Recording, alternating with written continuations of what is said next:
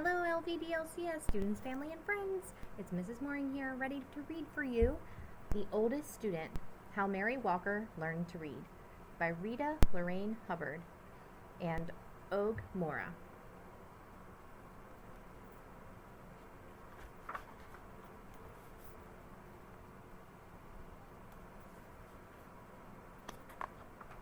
The Oldest Student, How Mary Walker Learned to Read. Whenever young Mary Walker was tired, she would shield her eyes from the sun and watch the swallow-tailed kites dip and soar above the trees. That must be what it's like to be free, she thought.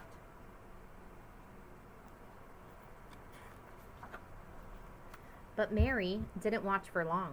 Even at only 8 years old, she knew the first rule of the Union Springs, Alabama plantation she lived on was keep working. She knew the second rule too. Slaves should not be taught to read or write, or do anything that might help them learn to do so. Mary didn't stop working. She didn't learn to read either. But at the end of each long day picking cotton, toting water to Papa and the other slaves who chopped wood for the train tracks, or helping Mama clean the big house, she would lie in her little bed next to the crumbling fireplace and think about those birds. When I'm free, I'll go where I want and rest when I want, and I'll learn to read too.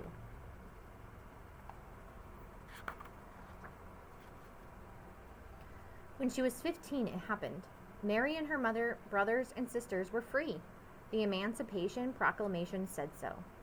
What it didn't say was how a family with nothing except the tattered garments on their backs could find food, clothes, and a place to sleep.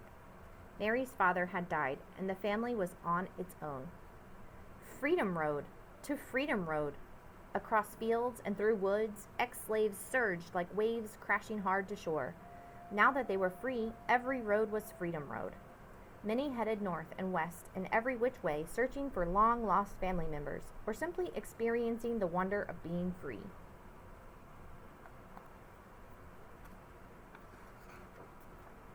Others, like Mary, chose to stay in the South. An organization called the Freedmen's Bureau helped those who stayed to find shelter on abandoned Confederate land. Mary and her family settled in a one-room cabin, and for the next few years she worked alongside her mother to help feed her siblings. 7 days a week she churned butter, cleaned houses, and cared for other folks' children. The hours were long, and if Mary was thirsty or hungry or needed to use the outhouse, she had to wait until she got home. At week's end, she would offer Mama the one lonely quarter she had earned.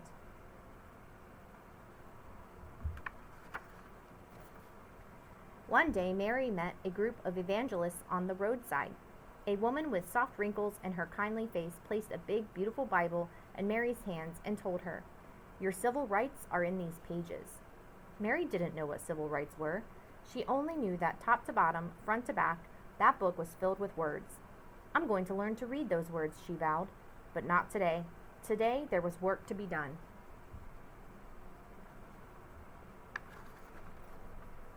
And tomorrow, too. When Mary got married, she and her husband worked as sharecroppers, renting someone else's house, using someone else's tools, planting someone else's seeds to farm land they would never own. After they harvested the crops, almost all the money they earned went to pay for the housing, tools, and seed costs. Mary was 20 years old when her first son was born. She opened her Bible and marveled at the squiggles inside. There had been no time to learn to read. A friend wrote Mary's son's birth date in the Bible, August 26, 1869. Then Mary dipped a pen into an inkwell and made her mark beside it. Not a letter, not a name, just a mark. It was the best she could do.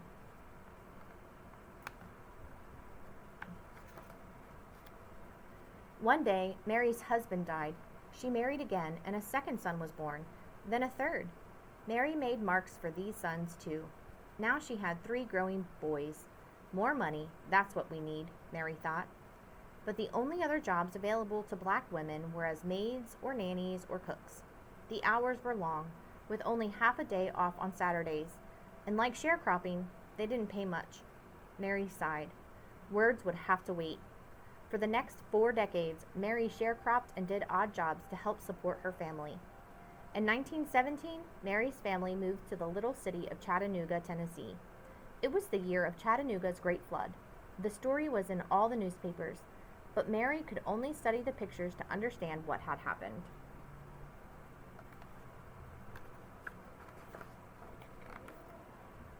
By now, Mary was 68 and too old to sharecrop, but she continued to work cooking, cleaning, and babysitting.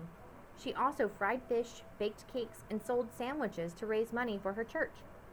On Sundays, she would sit in the congregation, and as the preacher spoke, she would clutch her family Bible, the Bible she still couldn't read. When Mary was well past 90, she and her husband sat in their creaky rockers while one or another of their sons read to them. After the two younger boys died, the eldest read. Then Mary's husband died. Several years later, her eldest son died too. He was 94. Mary had outlived her entire family. She was 114 years old and alone. "Can't read," she said. "Can't write. I don't know anything." Mary stood at the window of her retirement home and gazed down at the windows below. Words were everywhere, on billboards, on buildings, on store windows, and trucks. She sighed. All this time, she thought, and they still look like squiggles.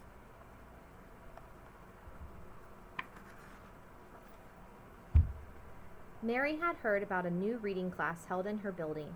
She pursed her lips. No more waiting, she decided. Time to learn. Out of her apartment, into an elevator, and down to the lobby she went. When the elevator doors sprang open, Mary saw people sitting under a sign with a picture of an open book. She could not read the words. A neighbor walked up to her. "That's a reading class, Miss Mary. Can I help you over?" Mary shook her head. Then she gripped her cane, lifted her chin, and walked straight toward that sign. For the next year and more, Mary put everything she had into learning to read. It wasn't easy. After all, she was the oldest student in the class, and probably in the entire country. Could someone her age learn to read? She didn't know, but by God she was going to try. She studied the alphabet until her eyes watered. She memorized the sounds each letter made and practiced writing her name so many times that her fingers cramped. She learned to recognize sight words and then challenged herself to make short sentences with them. She studied and studied until books and pages and letters and words swirled in her head while she slept.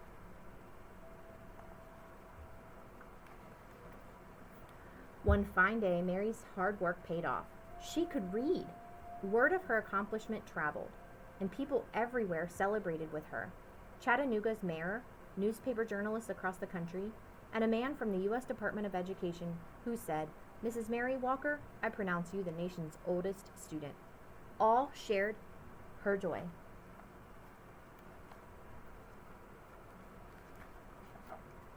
Mary felt complete. She still missed her sons, but whenever she was lonely, she read from her Bible or looked out her window and read the words in the street below. From then on, Chattanoogans honored Mary's achievement with yearly birthday parties. In 1966, President Lyndon B. Johnson sent well wishes on Mary's 118th birthday. And in 1969, President Richard Nixon did the same. Mary was now 121 years old. Mary received many gifts over the years: a radio, a sofa, her very first television, a new Bible, the key to the city, and perfume and champagne from the Canadian Mounties.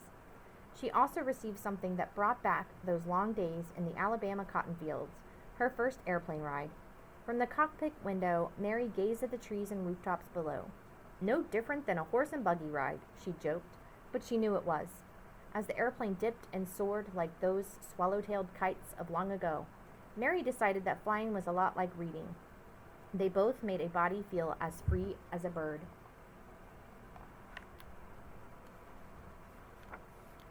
Each year before her birthday celebration came to an end, someone would whisper, "Let's listen to Miss Mary read." The shuffling and movement would fade away until not a sound was heard. Then Mary would stand on her old legs, clear her old throat, and read from her Bible or her school book in a voice that was clear and strong.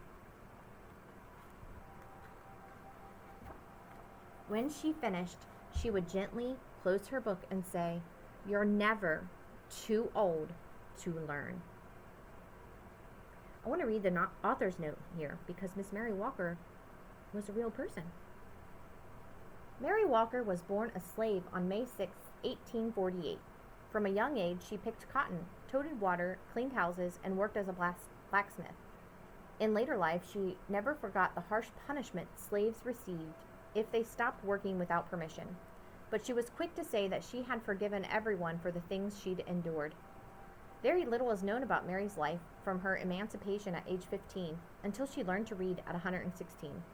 But it is a fact that her Bible waited 101 years for her to learn to read it. It is known that Mary was married twice and had 3 sons. One of those sons served in World War I. I chose to imagine other details to fill in the blanks. Mary's eldest son died in 1963. She enrolled in CALM, the Chattanooga Area Literacy Movement, the same year. And by 1964, she knew how to read, write, add, and subtract. She was then certified as the nation's oldest student and was twice named Chattanooga's Ambassador of Goodwill. Her retirement home was renamed the Mary Walker Towers. Mary received the key to the city of Chattanooga in 1966 and 1969. Her first airplane ride happened on May 6, 1966, when pilot Harry Porter flew her over her apartment building so she could wave to her friends below. Before Mary's death at age 121, on December 1, 1969, she could still see and hear well. She could still hold a pencil and write her name steadily, and she could walk with only minimal help from her trusty cane.